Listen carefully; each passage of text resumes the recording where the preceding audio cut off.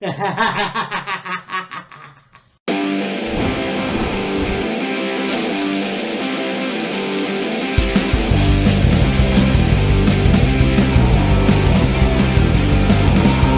said, she'll take me anywhere, she'll take me anywhere, as long as she stays with me.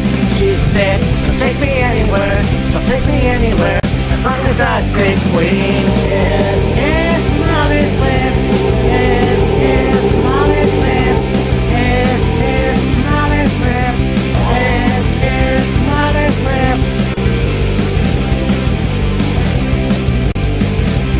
Hey, me Matt here, haven't done this in a hot minute. Decided to do a video on these two topics, but decided to do it with me. Another collapse, kind of. Sort of, yeah. But don't remember the last time I did a video on Wheels of Fury. Yeah, exactly. So there's two things that I kind of caught my eye, and I'm never caught your eye. Well, three things if you want to go there. Let's talk first. We did a Instagram chat. Yes. Talked about the Cody Rhodes situation. Yes. And I didn't look closely enough to that story, but Right. you have some details, I think. Oh, it's just, all I saw was that Cody Rhodes and the WWE are being sued by this Wesley guy. Wesley, whatever the fuck. Exactly. Over the American Nightmare trademark. Yeah. And it's like, Cody Rhodes has been using the American Nightmare trademark for the last 2 years. Yeah. And, everything's been going swimmingly, as they say. No issues or anything like that. Everybody seems to love the, American Nightmare persona, as you will, the American Nightmare name. We got the Nightmare family. He even has his own wrestling school called the Nightmare Factory. Mm-hmm. And then now all of a sudden you have this Wesley guy saying he's going to sue Cody and the WWE for the trademark. And it's like, okay.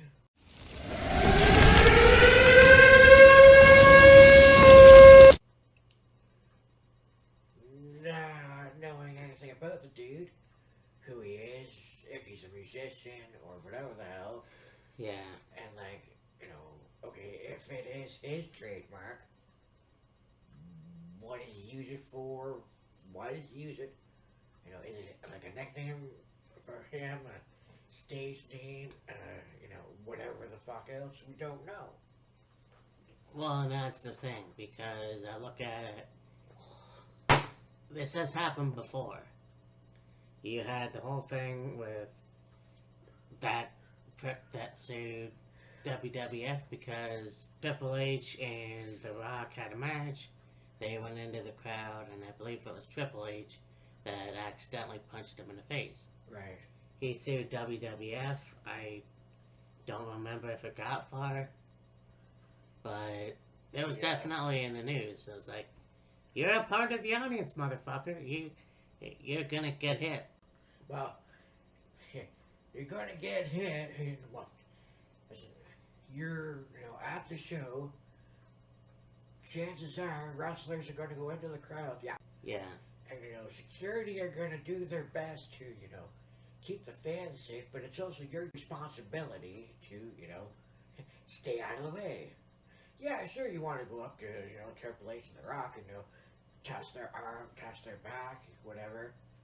But, you also run the risk of something happening. And in this poor kid's case, he got socked in the face. Did Triple H make him do it? No. No, of course not. He was just, I think he wanted to throw up, I don't remember full details, but I think it was like Triple H wanted to throw a punch to The Rock. Rock ducked, Rock moved, whatever. the kid was behind The Rock and Triple H socked him one. What do you do? Yeah, well, I mean, it was the wrong place. It was not the wrong time, but it's just kind of how it was. Yeah. Just rather unfortunate timing, you could say. Yeah. And so, I mean, I hope nothing comes out of this. There was talk of, Cody's momentum is going to suffer. I don't see that happening. I doubt it. He is still the top guy. Like, with as popular as Cody is right now, and yes, he's the undisputed champion. Yes. American Nightmare, trademark, nickname, whatever the fuck or not, people are still gonna love Cody. Yeah. And that's the thing. We can take somebody down, but you're not gonna win because they're a bigger corporation. So. Yeah, like. Oops. We'll see what comes of this, but I mean, the WWE is a fucking $1 billion corporation. And you're just some Joe Blow schmuck that's saying you're gonna sue Cody and the company for a trademark that it could be his, but why? Don't fucking know. No, and it was the first that I've heard about it. It was the first you heard about it, I'm sure. So. Well, when news broke about it recently, yes. But yeah, I don't see anything come out of it. No, not in the least. Also in the news, on wrestling, WWE rather, Odyssey Jones has been released. Yeah. There's been some more releases recently, but yeah, this one kind of pisses me off.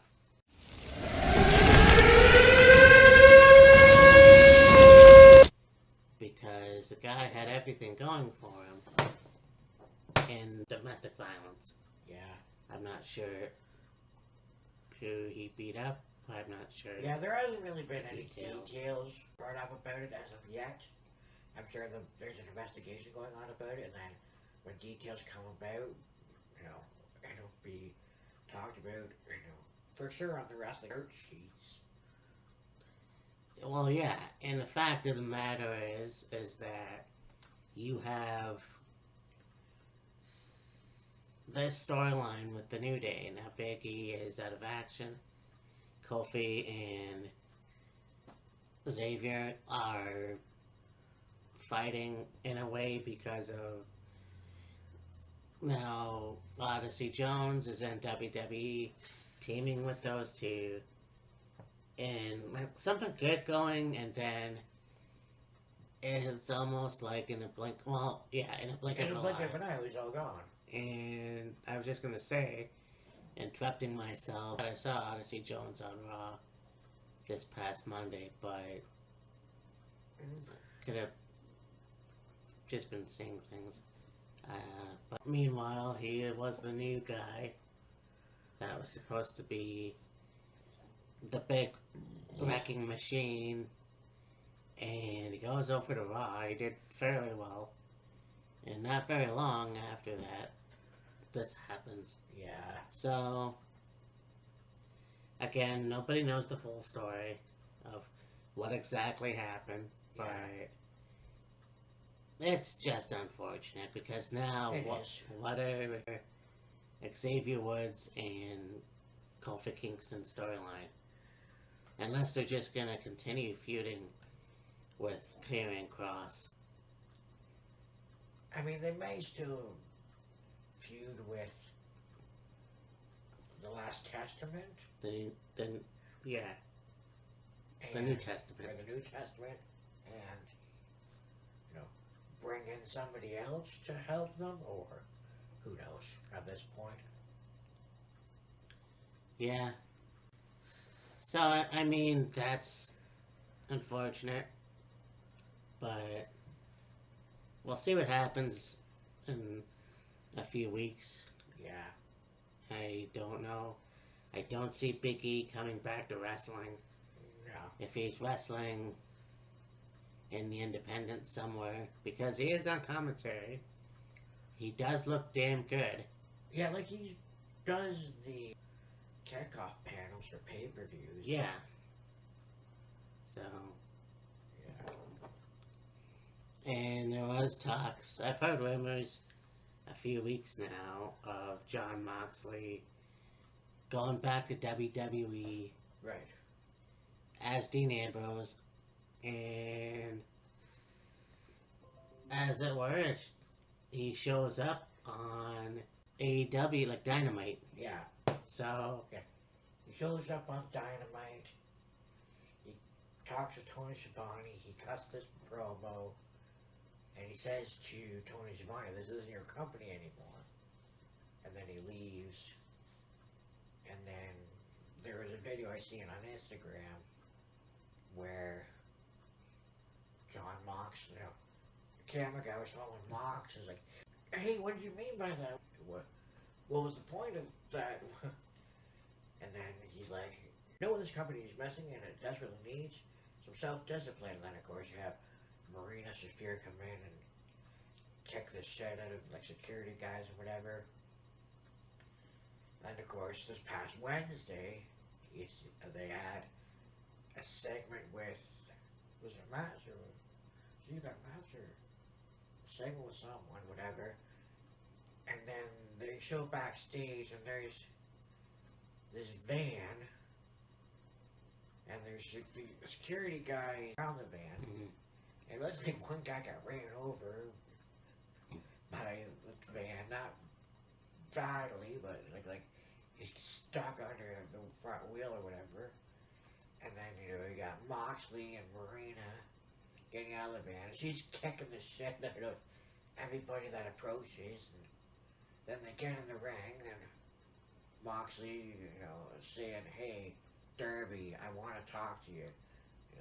I wrestled you 20 years ago, and I beat the shit out of you for 20 minutes, and you just looked at me and smiled, and I knew there was something special in you, and I just want to talk. And it seems as if John is essentially left the BCC, and he's starting up his own faction, you could say. Yeah. With him and Marina Shafir, and seeming like he's trying to recruit Derby, and maybe they'll add in another person, who knows? Yeah, it just seemed like right out of nowhere, Yeah. the BCC is slowly falling apart. I mean, they still got Claudio, still got Wheeler, still got Brian. Well, that's true as well. I don't know why John decided to leave, though. That's the thing. Yeah. When the year is up and Brian, retires, you could say, are they just gonna keep Claudio and Wheeler as a team, or are they just gonna have them go singles? Don't know. So, I will say though that it is rather interesting how you usually when Moxley would enter the arena, coming through the crowd, and Wild Thing would be playing, and he's just intense and fired up and ready for a fight. And then the last couple of weeks, he's been very just stoic, straight-faced, serious. He's now using the theme that he uses when he wrestles in Japan. oh, okay. Yeah. Yeah. That's right. Well, I mean, and that's cool. I like where this is going. Right. I think that, yeah, it would have been cool if he came back to WWE, but at the same time, it's the same thing with Mercedes. Yeah. You got all this momentum in AEW, Yeah. in Japan, and even Mexico. Why the fuck do you want to go back to the company that you had a lot of issues with, Yeah. I mean, Vince is gone, so that's great. Yeah. It's just, I don't see it right now. I mean, Yeah. maybe in another 2 years or. Well, who knows? Who the fuck knows? But I don't. Exactly. I just don't see it. It doesn't seem like it can happen. Yeah. Maybe at a Royal Rumble. Who knows? Yeah, maybe. TNA is doing a very good job with their cross promotion Right. with WWE, NXT, more or less. Uh-huh. Could AEW eventually join the bandwagon? Who knows? Maybe. But There's so many things that, I had in mind to talk about, wanted to bring up. Hanging out with Matt and I figured we'd do a live of some kind at some point. And, talk about the Cody Rhodes thing and the Odyssey Jones thing and whatnot. Something else that I had seen that I kind of forgot about and then was reminded of. Well, like Matt and I were watching YouTube for a little bit, seeing about it. It's like, oh yeah, I forgot to bring that up. The original location that the WWE had their headquarters, the building, you could say, is up for sale. interesting. Yeah. They really are going balls out. Well, I mean, they have their new headquarters in Stanford at, another building, but they're like the original headquarters, you could say, is up for sale. Right. So it'll be interesting to see where that, what'll happen with that, who will buy it, and what they'll do with it, essentially. Yeah, I have no fucking idea. That's weird. So, I mean, yeah, now shit's getting serious because. And it's not, I know it's not because Vince is gone, it's just. What are they gonna do now? Like, that's kind of weird. But. What are they gonna do now? What do you mean? Well, I mean, yeah, they're gonna sell the building, but who would take it over? Oh yeah, I don't know. And, that being said, what is WWE Headquarters gonna do? Like, are they gonna go to another building? No, dude. They still have their current headquarters. Oh, okay. Where they first initially had their headquarters years and years and years ago. We're going back to the 90s here. Oh, okay. They did a promo for, I think it was like a Royal Rumble or something. And you see the window explode or whatever. Oh, yeah. That building is up for sale. Yeah. Not the current WWE headquarters, the original one. Yeah, that's kind of what way back when. That's kind of what I was. Yeah. All right. Yeah, no, I didn't not. WWE. They didn't sell the headquarters that they have right now. They still have that. Right. The original one from way back when is Okay. up for sale. Well, and things are going to be interesting now. Yeah. And yeah, we'll see what happens in the future. But that being said, coming up very soon, well, tomorrow. Tomorrow we have All Out. Yeah. I was going to say the prediction video, but Yeah, that was production videos. already uploaded, so Yeah. hope everybody saw that. And yeah, so for Matt, this is Killer Kyle in another collab, I guess. I gotta get my people on here. Yeah, really. I'm not sure how to do that. I don't know how people do that. Yeah, really. Anyway, talk to you later. Bye. Later. So you know that them cutting WCW was a long time coming.